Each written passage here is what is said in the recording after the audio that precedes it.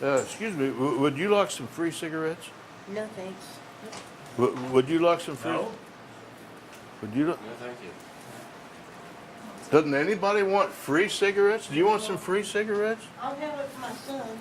My son smokes, I don't. You're going to give it to somebody else. Sorry. Okay, why not? Why don't you want free cigarettes? It can't be the price, because they're free, huh?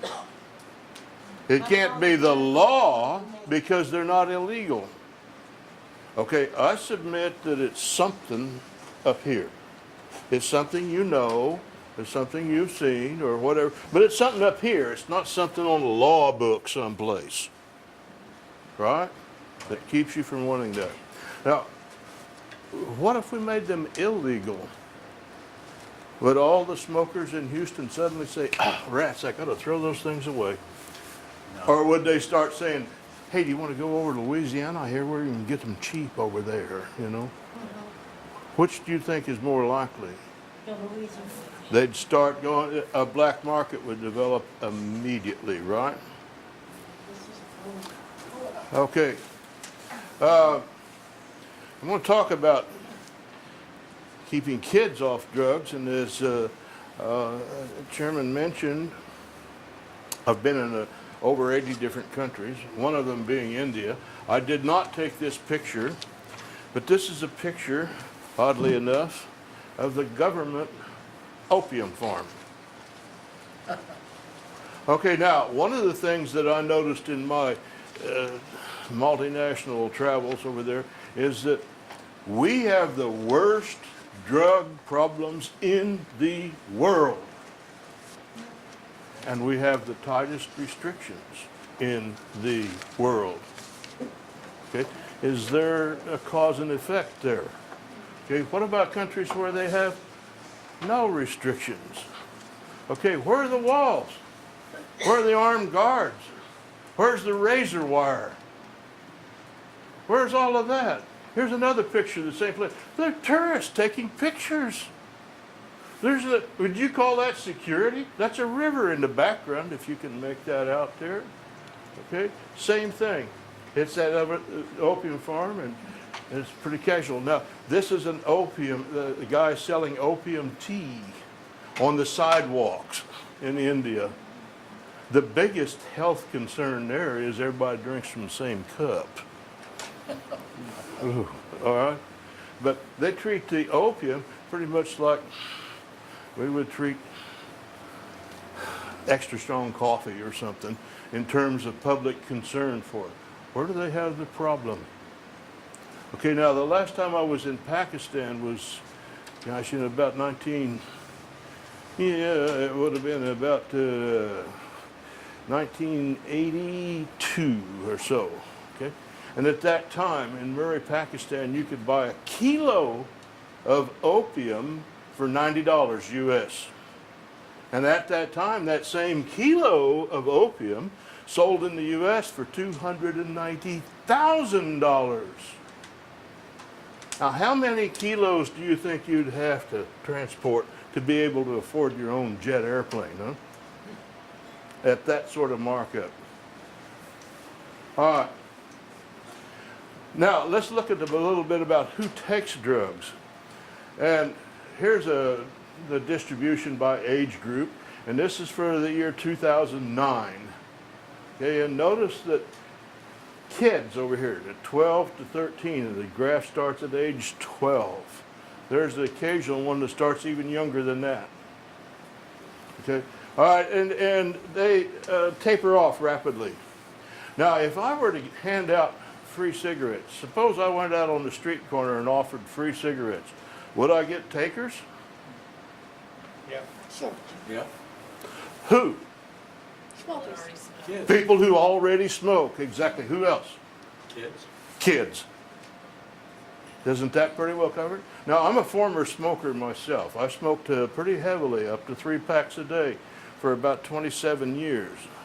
20 of those years I was trying to quit. Finally did in 1983. Okay, and I've got the heart conditions to pay for it. Okay, are there any other former smokers in the crowd? Okay? Now, I'm willing to bet that you started smoking before age 21.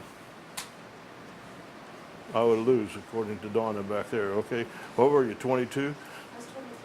I was 23. Oh, okay. Before 21. The point is that generally you start early. And if you get to age 21 and you've never smoked, the odds are pretty high that you're not going to. So if I stood out there and offered free cigarettes, it's possible that somebody would come up and say, you know, I'm 45 years old and I've never tried that, but since they're free, let me have one. That's possible, but don't you think that's a little unlikely? I think it's pretty unlikely. All right. Now, this same pattern happens year after year after year, as long as they've been keeping records. It's basically, they start young, and they don't start when they get older. All right, now, I want to show you a little bit about the pattern of prohibition. Okay, and what we have over here, this is how much effort the government puts into it. Read dollar signs down there, I guess. All right, and up here is the total harm to society. And that curve goes down something like this. Now, so the first stage is information only. And you've all seen on the information that comes out on food, where it tells you the nutritional facts. That's what I'm trying to think of. It tells you the fat content and such as that. There's no law against selling triple cheeseburgers, but they have to tell you that it's loaded with fat. Huh? So that's the only thing that's going on in the government effort here is information. Now, the only law that's ever been passed in the United States that resulted in a decrease in drug use was in 1906, and it was the Pure Food and Drug Act, and it required manufacturers to list the contents on the package. And when people found out that laudanum was actually 80 proof whiskey with a dash of opium in it, they quit giving it to kids for colic. They quit using it. Okay, and the use of opium went down from telling people what was in it. Well, hasn't that same thing happened with cigarettes? Okay, information does drive it down. Okay, so that's important. But now with a little blue line there, that's where that starts with legal restrictions on it. That's where the law enters into it, in deciding who can have what and under what circumstances. This is a stage 2 in the control equals illegal regulation, and that's where the harm is minimum. Okay, now it goes to the next stage, which is prohibition. And that's what we have now, where they say nobody can have it under any circumstances. Nobody, nobody, nobody. Okay? And what happens? It gets tighter and tighter. The prohibition gets stronger and stronger and stronger, and the drug use stays the same. But the harm to society just keeps on rising. Just keeps on rising. Now, the harm caused by the drugs themselves, can you see that yellow stripe across the bottom there? Okay. Drugs do cause harm. And even under the absolute tightest minimum possible distribution, there will be harm from drugs. It is not good to be addicted to drugs, to abuse drugs. That is not good. Nobody ever says that. Okay? But what we do say is that we don't want to be up there in prohibition. We want to be down here. Nobody is saying go from up there on prohibition all the way over here where nobody does anything. Nobody's in favor of that. We're saying let's get smart about it and recognize that drug use will never go away. We've tried it for 100 years and it hasn't worked. And realize that we need to minimize the harm. Now, this shows a little increase over there in the harm caused by the drugs themselves as we go into away from regulation. And that's primarily because there will be an increased exposure to children. And there's also less known. There's more uncertainty about the content. So we have more overdose deaths because people don't know what's in it and that sort of thing. All right, now to kind of put some numbers to it over here. This chart is confusing. I'll clear it up for you in just a minute here. But let me show you the data that's about 10 years old, and then we'll go from there up to current. This is in '03.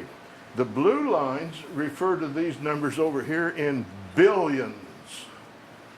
All right, the orange line, which is marijuana, is marijuana use, and the red line, which is cocaine use, notice that they are flat. They're flat. And those are in millions. The green line is heroin use, and that's in hundreds of thousands.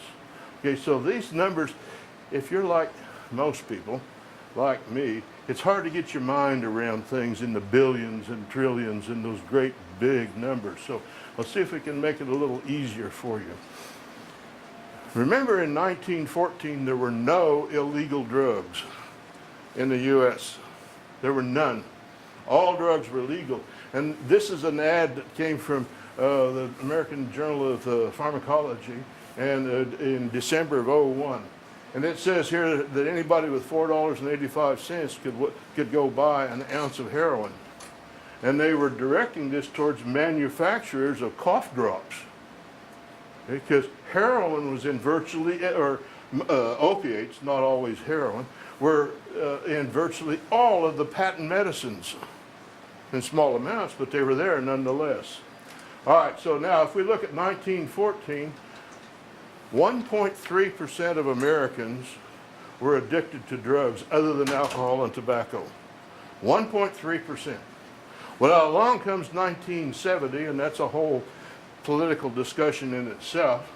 And they were prepared to start the war on drugs, so they run a survey. Guess what? 1.3% of Americans were addicted to drugs other than alcohol and tobacco. All right, so at that time, the DEA, according to DEA information, there were 4 million Americans that had tried illicit drugs, which amounts to 2%. Now, we'll talk about some of the fudging of numbers a little later. But guess what? In 2012, 1.3% of Americans are addicted to drugs other than alcohol and tobacco. Now, doesn't that tell you that we're not making any difference? That there's something up here that keeps you from wanting cigarettes. There's something up here that makes people want cigarettes or want any other drug. Okay? It's something up here, not the law. Okay, according to the DEA, 46% of Americans in 2012 have tried an illicit drug. Okay, got that information from LEAP, from Jack Cole. I've had some email communication with him, and the derivation of the numbers get pretty tricky, but it's there if you want to find it. Here's the real problem. Wow. That's $100 bills. Now, I don't know about you, but if I could have 30 seconds in there with a couple of grocery sacks, it'd make a whole lot of difference in my retirement. Okay? $100 bills. And there's roughly $200 million there. We don't know exactly because stories go all over the place. It belonged to this guy, Veley. And if you've got some idle time, Google him. And don't read one article, read 12. Because if you read 12 articles, you get 12 significantly different stories. Okay? And you begin to pick up a package or a pattern out of the whole thing. Okay? When they raided his house in March of 2007, they found that pile of cash. And let's see if I can quickly run through some others here. Okay, this is the raid. He had some fancy pets, some fancy artwork. There's that picture. But it was in file cabinets. It was in suitcases. $1 million in that suitcase. Okay. Okay. This was his petty cash table because those are only 20s. All right. What happened here? All right. You need to check that on Snopes, and it's, I find it's there. Now, I want to look at some of those numbers and try to give you a better handle on just how much money we're talking about. Okay, notice that here this y-axis now runs from 0 to 80 million. All right, so in 1972, on Nixon's first go at the war on drugs, they allocated $65 million to this effort. That was supposed to wipe out drug abuse.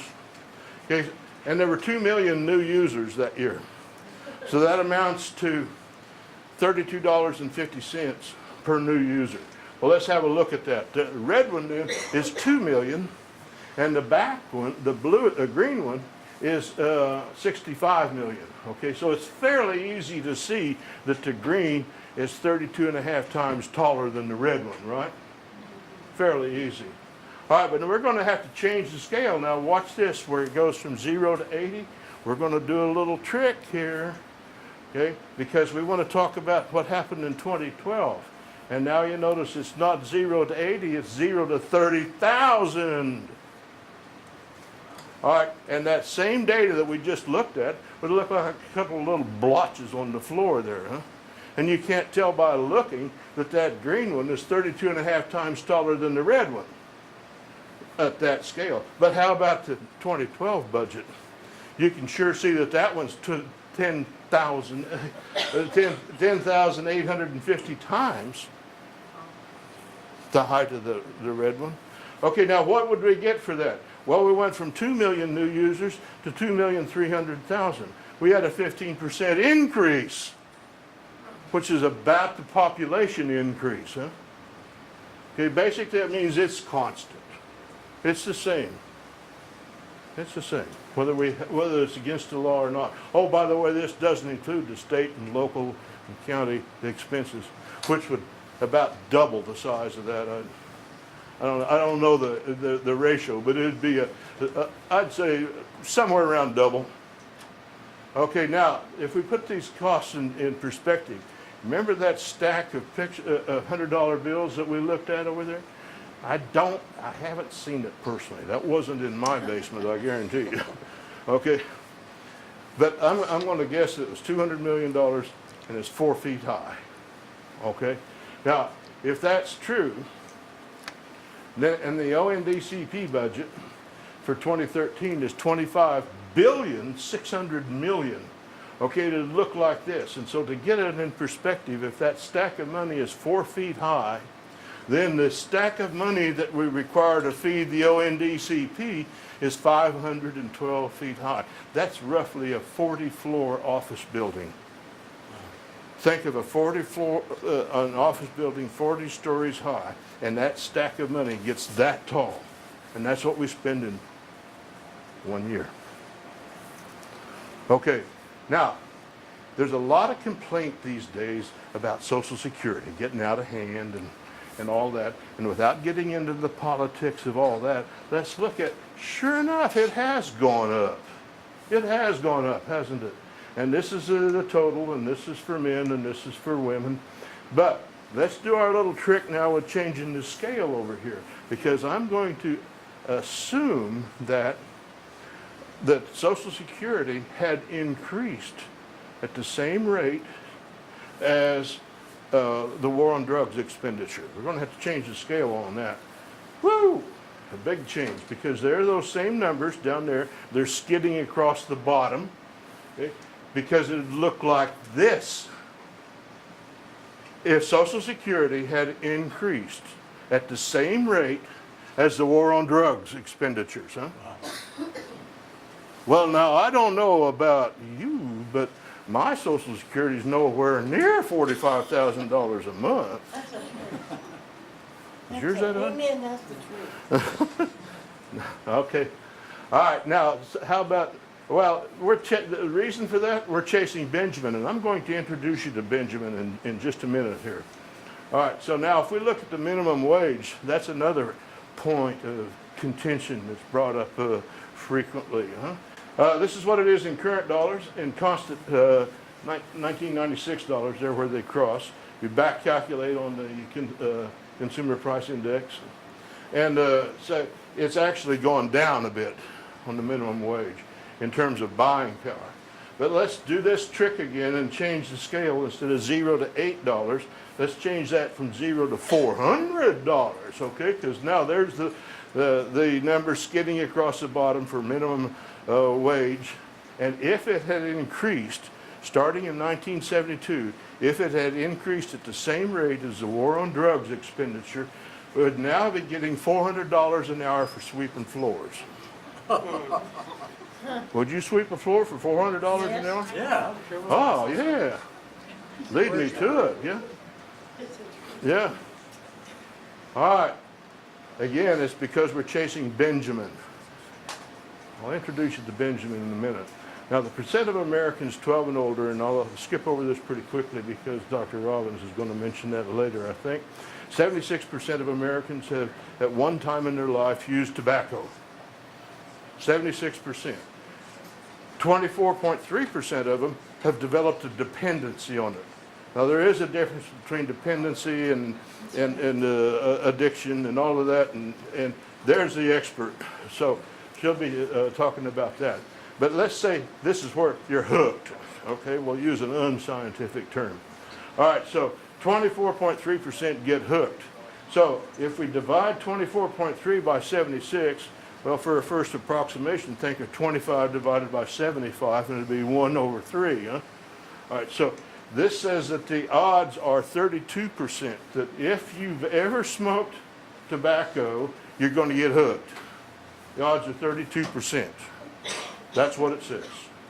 All right, for alcohol, 92% of Americans have used alcohol at some time in their life. All right, 13.8% have developed a problem with it. All right, so the odds are 15%. If you take alcohol in any form, you're going to have a problem with it. 15% probability is what that says. Marijuana, 46% of Americans have at some time in their life used marijuana.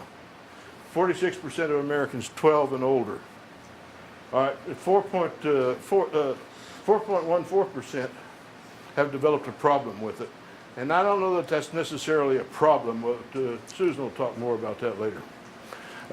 And that means there's a 9% probability.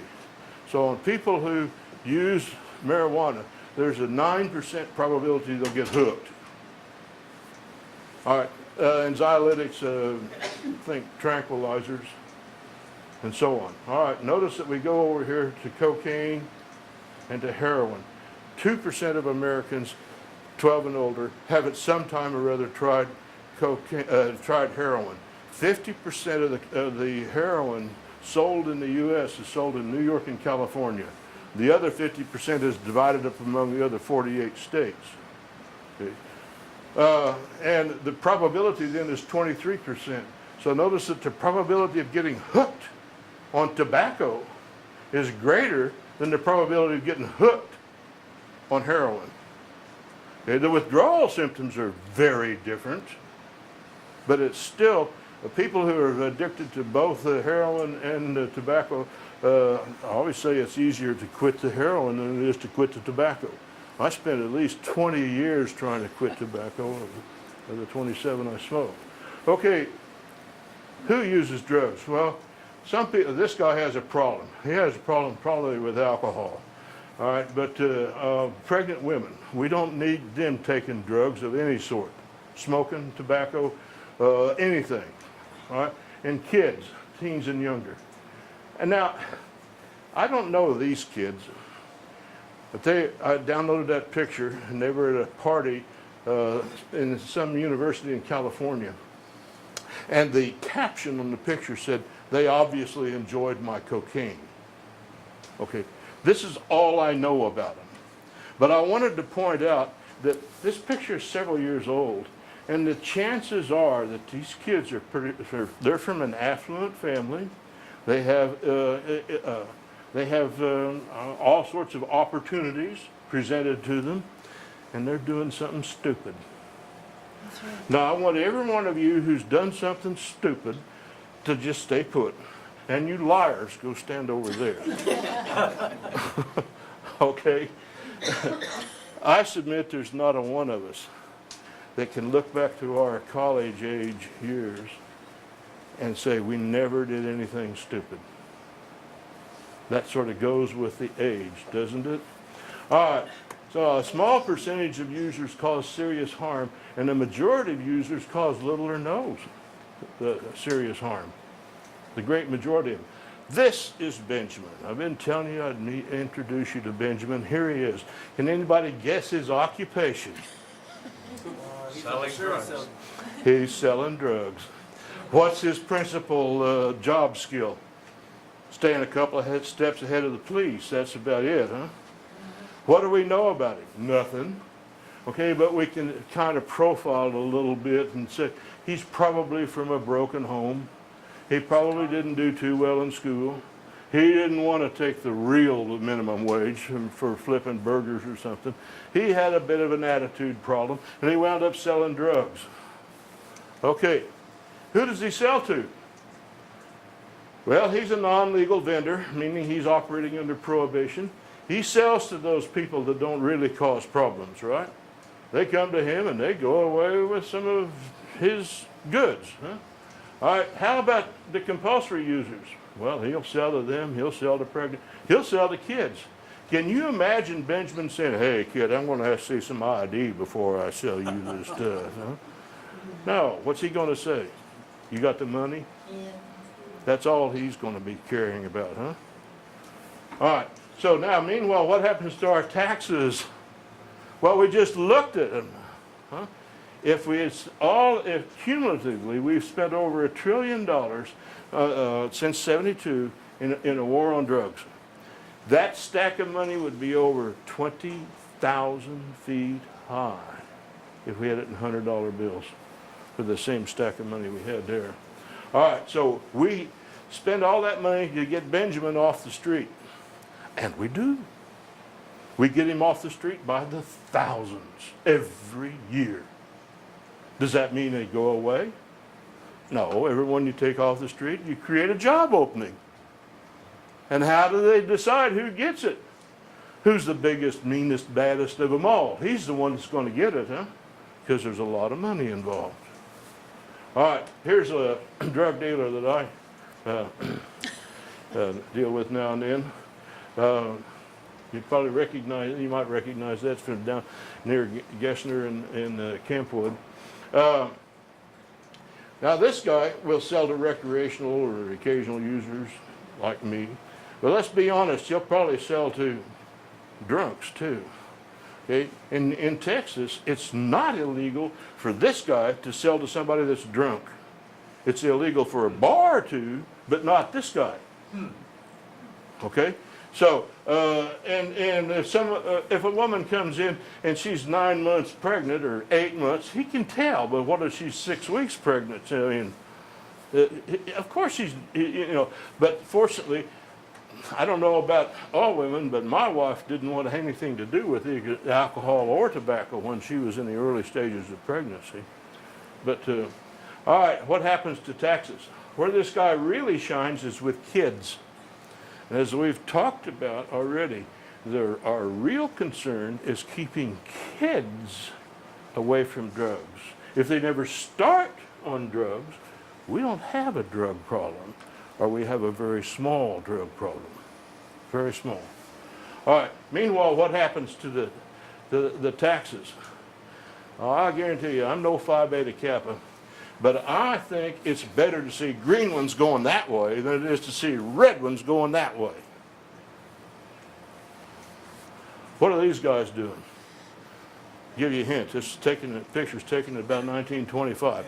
Those are moonshiners, exactly. Okay. Do you think they're environmentally sensitive? I mean, they're building a fire out in the middle of a dry forest there.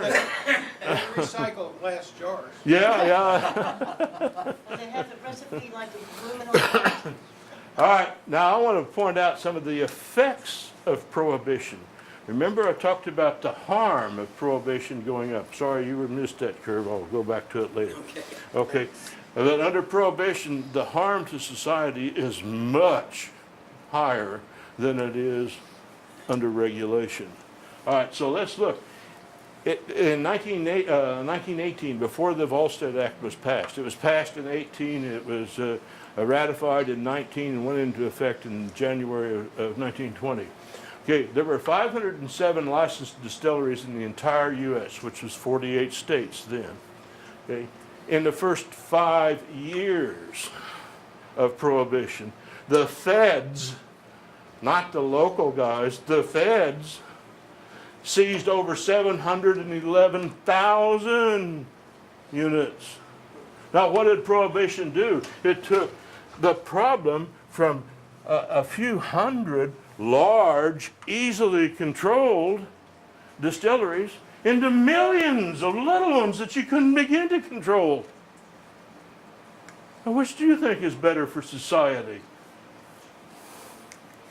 Okay, there were 669 licensed breweries in the entire U.S. And home brewing and winemaking was so common, it went everywhere. It was in virtually every home. Now, how many homes in the Houston area are growing pot? A lot. A lot, but we don't know how many, and that's part of the problem with Prohibition. Your numbers dry up. You no longer can, we can't tell, we can't measure how big it is, because everything's done in secret. All right, illicit breweries and distilleries were very rare, except for a few isolated communities. And home brewing and mune signing were commonplace. And this is all from a quote on Senator. I'll show you this. This is coming from a statement by Senator William Cabell Bruce in 1926. Now let's back up. Okay, and he was saying Prohibition has transferred distilling and brewing from the distilleries and the breweries into the home. Into the home. Okay, and before Prohibition, no respectable woman would be seen dead in a saloon. That was considered, the sediment bowl of society. And yet in the Roaring '20s, they drove cars, which was a major advance in society at the time. And they listened. They went to the speakeasies and they danced to Charleston. And I can't demonstrate. They listened to jazz and they wore flapper dresses and they drank cocktails. Cocktails started because that moonshine had such a rotten taste. You had to calm it down with fruit juices and such. All right, what are these kids doing? Well, I'll give you a hint. Up there in the upper left corner, those are beer barrels. Okay, they're raiding a brewery up there and pouring the beer into the street. And these kids didn't have Game Boys, so they had to go outside and actually run around and play games, like stick ball and hide and seek or whatever. And so they find any container they can find and they're scooping that beer up, huh? What do you think they're going to do with it? Take it down the next block and pour it in that gutter? No. They're going to drink it. Okay, now, Prohibition was supposed to teach these kids to fear alcohol. It was supposed to teach them to respect the law. Did it do either one? All right, this is just the numbers where that 711,000 came from. Public arrest for public drunkenness went up in the first 5 years. This is what happened. So I'm going to submit to you that there are 5 rules of Prohibition. And these are, I don't know, Veley's Law or something. Prohibition does not change appetites. It doesn't change these guys' appetite for money. It doesn't change their customers' appetite for booze. It changes where they're going to get it. Okay, it's impossible to prohibit the profit motive or the law of supply and demand. You can't do it. That's what the 40 years of Cold War was all about. Anybody remember that one? Yeah. The Cold War. All right, you can't do it any more than you can legislatively change the freezing point of water. It's impossible to regulate anything that's prohibited. If it's prohibited, that just says we're not having anything to do with it except to arrest you if you have it. All right, if there's a demand for something illegal, that demand can only be supplied by criminals. And if there's a whole lot of money in it, those criminals are going to get vicious. There's no way around it. All right, well, we won't go into this. America has turned into the world's #1 jailer. We have 5% of the world's population and 25% of the world's prisoners. And that doesn't mean that Americans are 5 times more criminally inclined than the rest of the world. It means there's something funny about our laws. And here are some things about the number of prisoners and the total number of inmates and the total number per 100,000. And the U.S. is way out in front of all of those countries that we fought, that we accused of human rights violations during the Cold War. We're way ahead of them.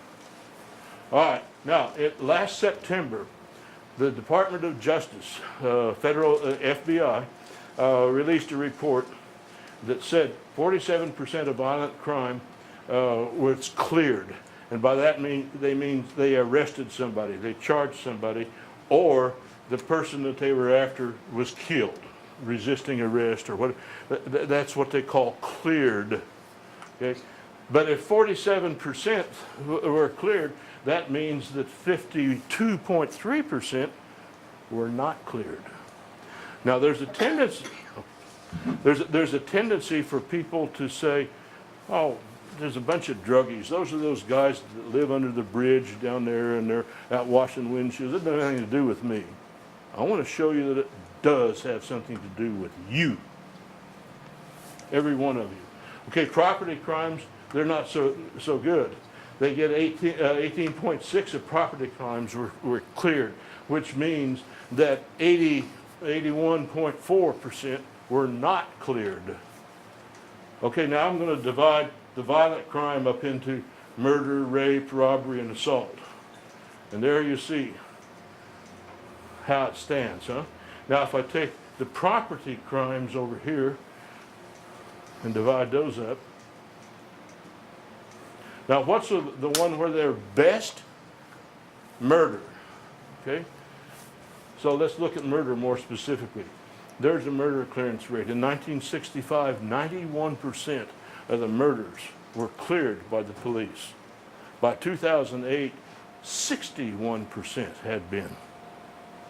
Now, in changing from 1965 to 2008, the police are better educated, they're better trained, they're better equipped, they have technical advantages that those people in the 60s couldn't even dream of, huh? So why is that arrest rate down so low? Here's why. The murder clearance rate there, we're doing our same change of scale over here now. This is not 100%, that's 5,000%.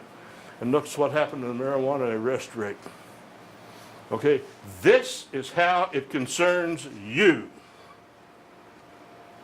Okay, the police that are supposed to be protecting you and your property are out chasing pot smokers because they're getting rewarded that way.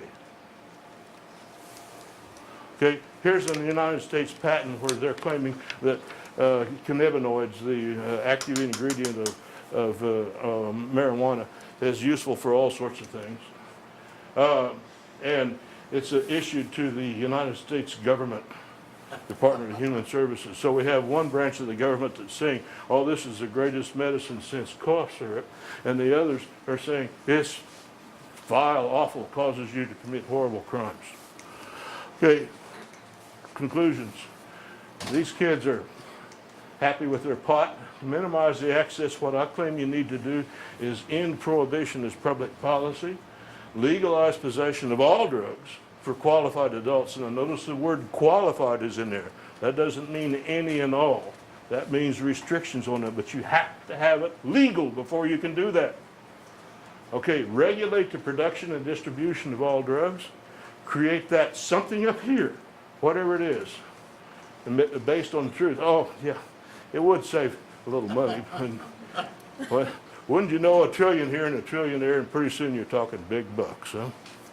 All right, to help create that, what I want you to do over here is educate yourself. Start at dpft.org, and I'll put it up in a second here.